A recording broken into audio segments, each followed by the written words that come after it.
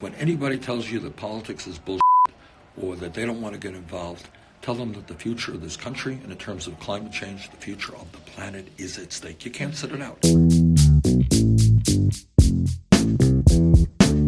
Here we go. We're live with the one and only Bernie Sanders. Hey, everyone. Hi. How's everyone doing? It's me here. I'm right here. He's right here. He's teaching me how to use Instagram. Yeah, I had to explain to her because she's really unfamiliar with this technology. And I myself have been doing it about 50 or 60 years. So I wanted to explain exactly. it. So I'm learning from a pro. Hey, everybody. I'm going to put the Q&As on, and we're just going to kind of fire up Instagram Live Q&As. So you can ask Bernie or me anything. We're coming at you from Las Vegas, Nevada. What high school are we at right now? Chaparral. We're at Chaparral High School in Las Vegas. We're about to start a rally, so let's figure out. And we just came from Los Angeles. Yeah. You remember that? Yeah, just happened earlier today. And we had about 14,000 people out. Alexandria was great. We had a lot of fun. Beautiful. As were you, Bernie. It was awesome. Really beautiful weather. Nice to get out of the cold of the Northeast. It's a little perk. So let's see. Ooh, hold on. Oh, someone just said, how are you guys? We're good. We're great. We just came from Las Vegas. We just came from Venice Beach. We're at Las Vegas, and we're ready to have a rally. So we're well on our way. Let me pull up some more questions that we got here. Someone says, Bernie, we love you. You're amazing. Thank you.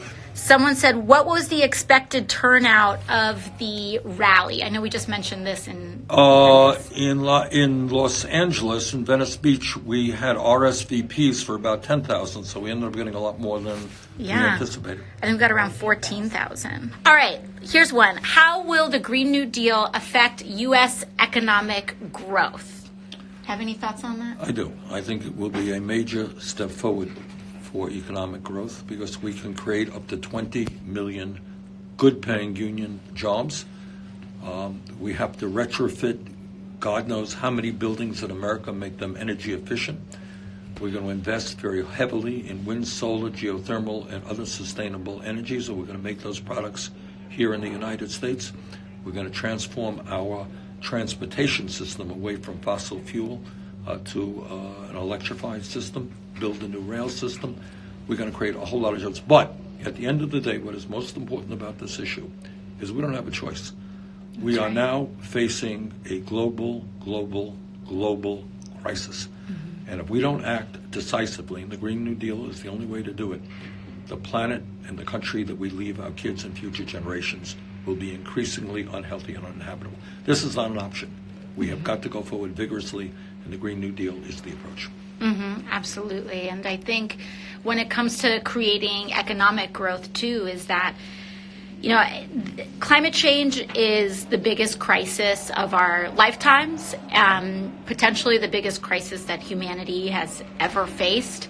But that also means that addressing it means we can put a lot of people to work. We need to decarbonize every major industry in the United States, from transportation to construction, and even, transforming what our economy is based on. Instead of fossil fuels, it needs to be based on renewable energy and also low carbon jobs and, human health care, child care, teaching. We need to really focus on work where we're taking care of each other. And that's going to be a really big core of what we're doing. What Alexandria just said, it's a simple concept, but it's a profound concept, taking care of each other. What does that mean?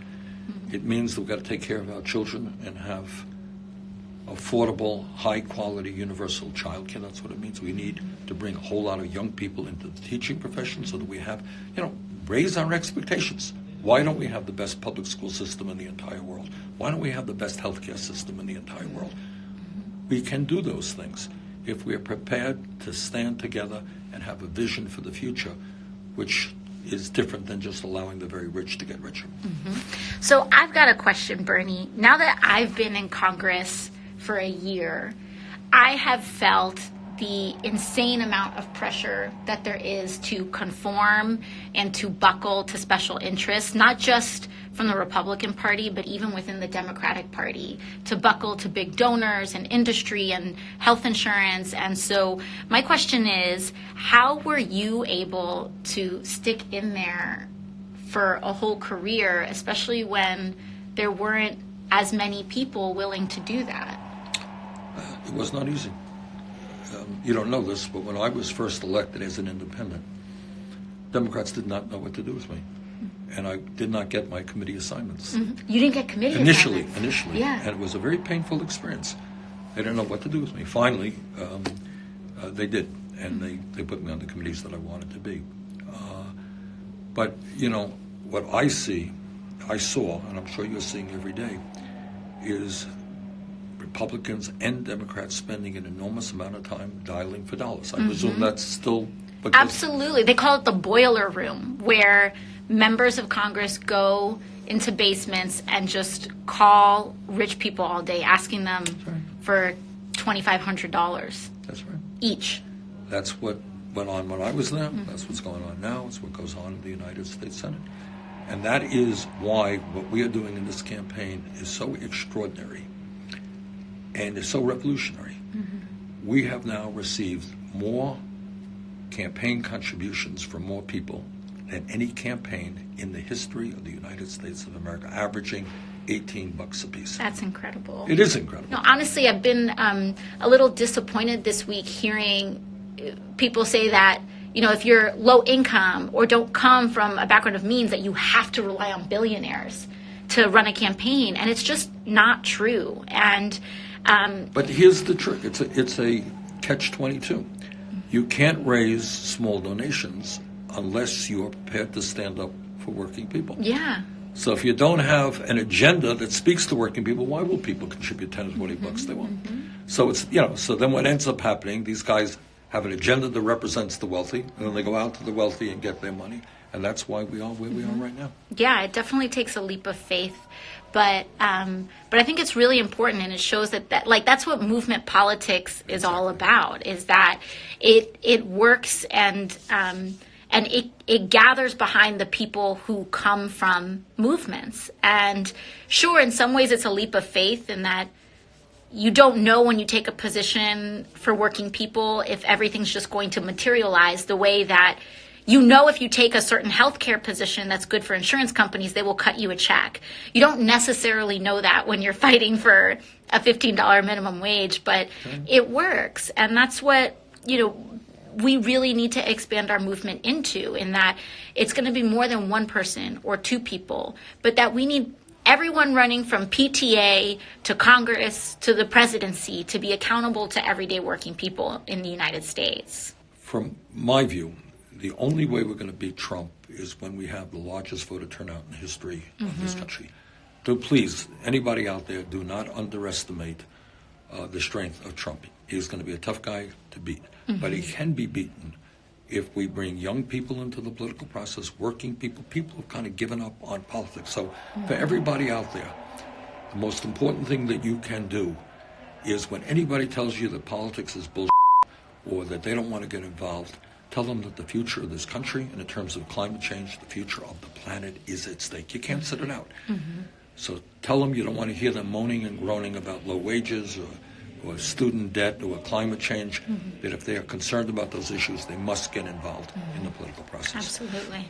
Yeah, I think there are two kinds of swing voters in this country. There's people who go from red to blue and blue to red, but there's also people that go from non-voter to voter. That is right. That's right. And voter to non-voter. And our swing voter is the non-voter to voter. This election, we cannot afford to sit it out. And if people think, you know, as Bernie said, like, for those folks who think that politics is bullshit, like, I understand why people feel that way, 100%. But this year, let it be BS 363 days of the year, and then vote in your primary and vote in the general election, and then go back to thinking that. But just suspend your disbelief so that we can defeat one of the most dangerous presidents that we have had in recent history. So with that, we're going to have a great rally out here, and make sure you tune in. You can tune in on all of Bernie's accounts, and we'll go back to, you know, getting ready and prepping. And everybody have a great Christmas and holiday season. Absolutely. Bye, everyone. Bye-bye. Here we go. Ooh.